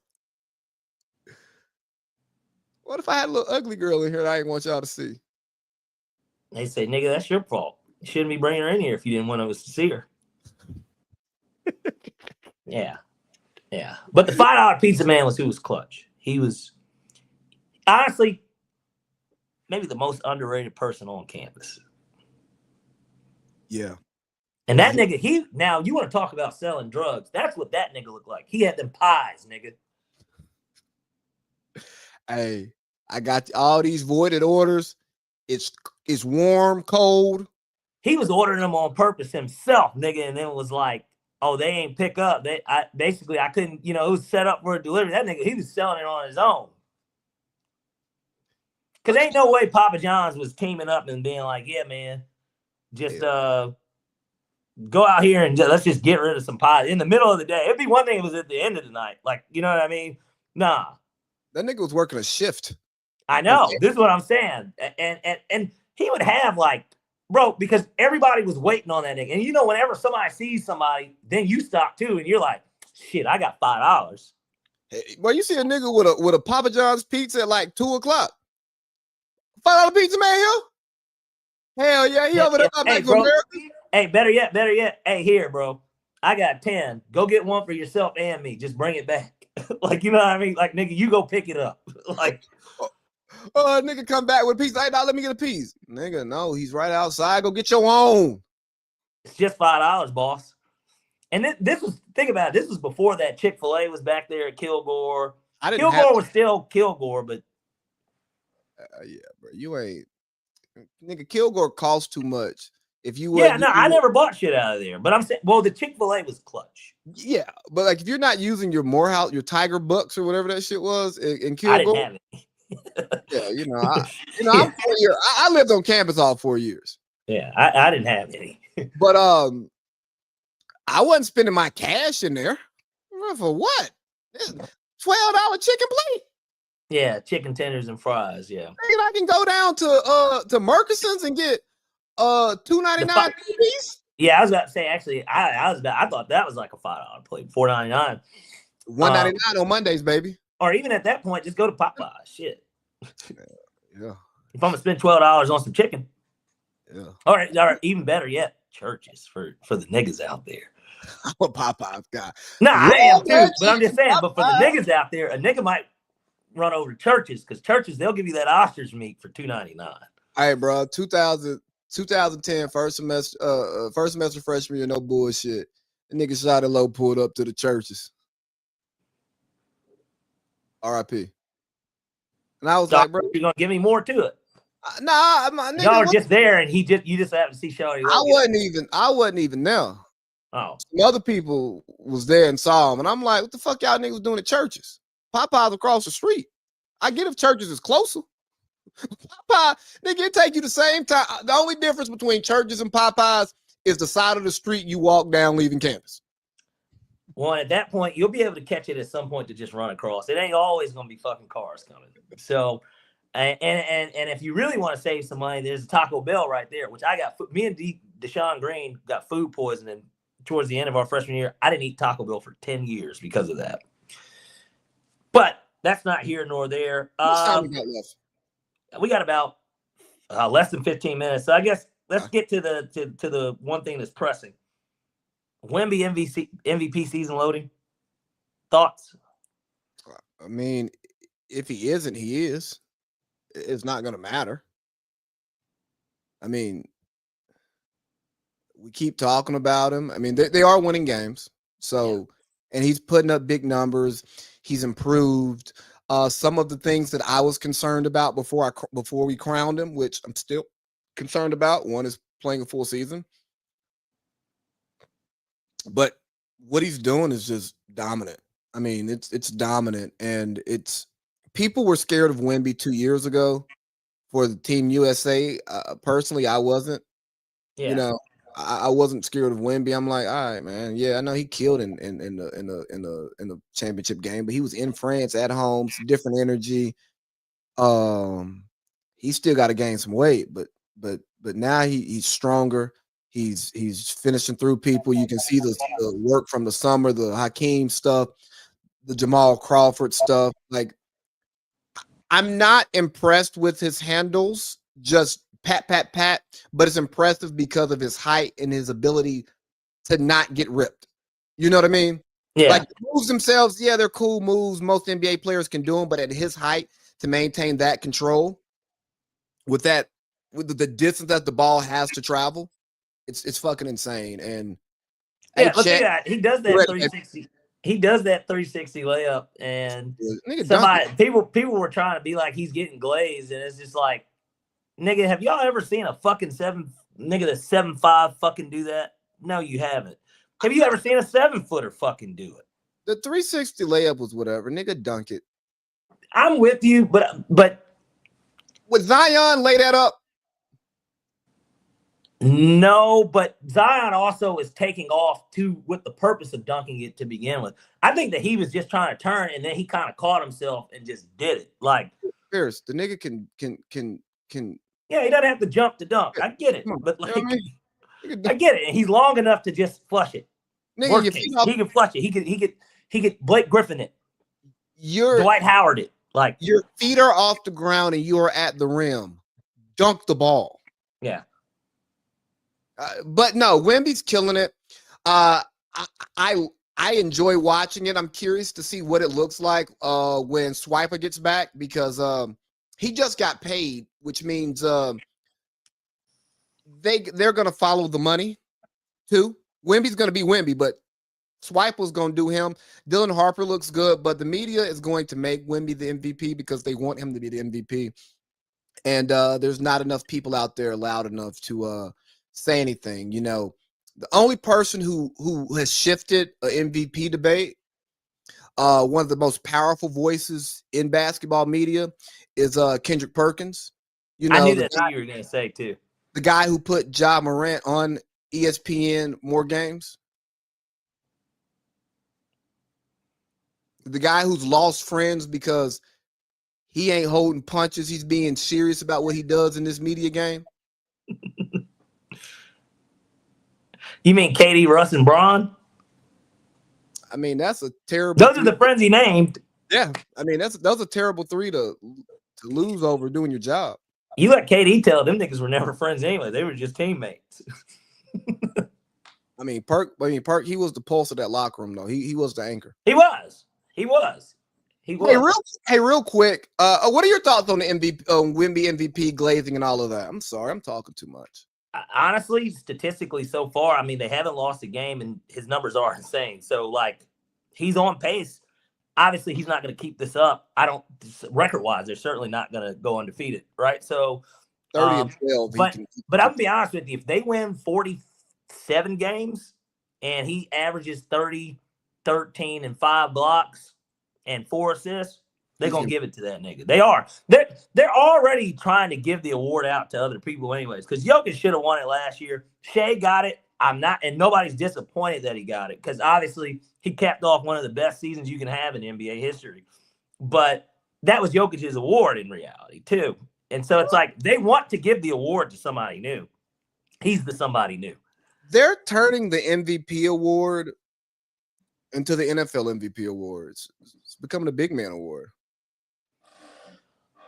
Well, this gets back to our conversation that we had off air about guards in general, and that's why these niggas don't get paid like that. Because, well, let's talk about the max goal. Let's talk about the max players who put up MVP caliber numbers. I think think about Harden only got one, right? And he's not a little guy. But like he's also not a big dude. I mean, he's big by standard of any normal person, but like he's not a big guy in the NBA. Yes, but I should have. No, I'm saying those guys are only getting one though. There's no multi-time MVP guard. Hell, Kobe only got one. Jordan's about the only nigga for real. If you just look at it, Steve Nash, a guard that's gotten the award multiple times. Steve Nash. All right, yeah, and we know that he didn't deserve one of those, maybe both of them, but. Jason Tatum, well, and Shea, obviously Shea just won it last year, but he's a 6'7", 6'6" guard. Like Luka doesn't even have one yet. Like, no, Jason Tatum is making the case for MVP right now, man. I was trying to tell you, blowing the Cavs out though. Yes, they did beat the Cavs today, but we've watched. You've seen that product. You've seen that product. You've seen the product trotting out there. You've probably bet on or against it. Jason Tatum is making a very strong argument as to why he is a top 5 guy and should be an MVP in this league at some point. We got to get back to rewarding what American basketball is. And it's kind of racy, but I'm not being racist, I promise. Even with the guard stuff you were talking about, the NBA don't support nigga basketball no more. The way we learned how to play basketball, watching the NBA, watching our favorite college players, they don't reward that. No. This nigga Cam Thomas, Oak Hill leading scorer, went to LSU, averaging a dub, come in the league, averaging a dub. Is Cam Thomas, is he good or is he just good stats, bad team? I don't know. You get a nigga the ball, he puts it in the basket. Nobody looks at Cam Thomas as a player that if you add him and they're lacking guard play, like, okay, let's imagine Desmond Bane doesn't go to the Magic and Cam Thomas does, right? He adds the element that they were asking for because they do have defensive guards. Does Cam Thomas average 25 a game with the Magic? Nah, he's coming off the bench and averaging 18. Right. So it's like his style of basketball doesn't fit winning basketball. That's the issue. Like, it's not that he can't score. It's just that isn't – you're not James Harden. We don't need you to drop 50 in a game 1 against the Celtics. We don't. But how do we fix that? Because these types of guys are getting pushed out of the league or taking lesser deals for niggas like Jake LaRavia. And nobody in no basketball player's mind is Jake LaRavia better than Cam Thomas. I agree. I'm looking at this now, though, but look at this. So just because I'm literally looking at the box score as we speak, Cam Thomas is 5 for 17 tonight with 15 points. So that's another thing with the guy like him, too. He will have these type of nights. And he doesn't get other people involved. Yeah, and I'm guessing Trae Young got hurt, by the way. It says he's only played 7 minutes. But Mike Porter's got 30. You know, that's somebody who's got a $100 million contract that they traded for that will probably get another one in reality. But because he's 6'10". His injury helped him. Yeah, because he fell to a good team. And he won a ring. Not only did he fall to a good team and won a ring, he had to be a role player in order to play. Because remember, he wasn't playing early with Mike Malone. Yeah. It's like, hey, dog, get this young nigga in. He can hoop. He's 16, nigga 6'10", goddamn shooting guard. Yeah. But because he was forced into that situation and because of his injury, it's like, okay, you're not gonna be the star that you thought you were gonna be, because he was supposed to be number 1 overall pick. That is the way that he was talked about, certainly. Which the intangibly, like when you look at him, it's like, yeah, I'd like that on my team. It's a guy that can shoot the ball. He's 6'10", he can dribble. He can play pretty much every position. I mean, that's like the thing, versatility, which is another thing that these small guys don't bring, which is why they're not getting paid. They can only do one thing. That's all Cam Thomas can do. Can't distribute the ball. Not a fucking great, like, it's not like Russell Westbrook, right, where he's a great rebounding guard either. Like, so it makes a ton of sense. And Russ is so much better. He's just so much better than the average that you just deal with it. Let's get to the picks. We are cutting it real close. Okay. I'm ready, though. I already have them. I did my pre-production here. I got everything down. Ladies and gentlemen, it is time for Parlay Pete College Football 6-pack. 666. All right, so we'll kick this one off with where College game day is going to be. We got Cincinnati at Utah. I like Cincinnati to cover the 10.5. They've been playing some really good ball. Luke Fickell, fuck you. All right. Next, we got Duke at Clemson. I think Cade Klubnik is back, if I believe all the reports I saw. Give me Clemson on the money. Next, we got New Mexico at UNLV. Another candidate that people keep talking about is UNLV's coach, Mr. Dan Mullen. Give me UNLV minus 2.5. Next, we got Texas Tech at Kansas State. Kansas State blew doors on Kansas last week. They come back down to earth this week. I like Texas Tech to cover here on the spread at minus 6.5. And then we got Georgia at Florida. Come on now, guys. Give me Georgia on the money line. It's kind of undervalued, so I really like that. We know Georgia's not going to lose this game. And then next, we got Penn State at Ohio State. I like Ohio State to cover the 20.5. I mean, the team's in disarray. All right, so we got Cincy plus 10.5, Clemson on the money line, UNLV minus 2.5, Texas Tech minus 6.5, UGA on the money line, and Ohio State minus 20.5. That is correct. All righty. Ladies and gentlemen, it is time for Parlay Pete NFL 6. All right, so we're going to start this one off piping hot. Maybe the game of, well, I guess this would be the game of the week. Kansas City Chiefs at the Buffalo Bills. I'm going to take the Bills as a dog at home. I think that this is a good spot for them. They typically always win this matchup. Give me the Bills on the money line. Next, we got the Indianapolis Colts at the Pittsburgh Steelers. They got the over-under set at 50.5. I like it to be a high-scoring affair, honestly. Pittsburgh's defense isn't good, and Aaron Rodgers, they're going to have to put up points in order to stay up with the Colts. I like over 50.5. Next, we got the Sunday Nighter, Seattle at the Commanders. DQ's not just going to keep going out like this. I like the Commanders plus 3.5 at home. Jaden Daniels will be back. I expect them to be able to cover this 3.5 spread. Next, we got the 49ers at the Giants. From my understanding, Brock Purdy will be back. I like the 49ers to go in there. No Cam Scatterboo, no problem. And plus, they would be coming off of another loss, even though I hope that they do lose for the Falcons' sake. But then again, I guess it won't matter with us. Give me the 49ers on the money line. Then next, the game that we're going to do a doubleheader in here with the bets. We got the Denver Broncos at the Houston Texans. I like under 41.5 and Broncos money line because they are dogs, and I don't expect points to be scored because these are two elite defenses. Under 40.5? 41.5. Under 41.5 and Broncos on the money line. That so we got Bills on the money line. Colts at Steelers over 50.5. Commanders plus 3.5. 49ers on the money line. Broncos at Texans under 41.5 and Broncos on the money line. There you go. All right. We got to beat the clock. Please, three.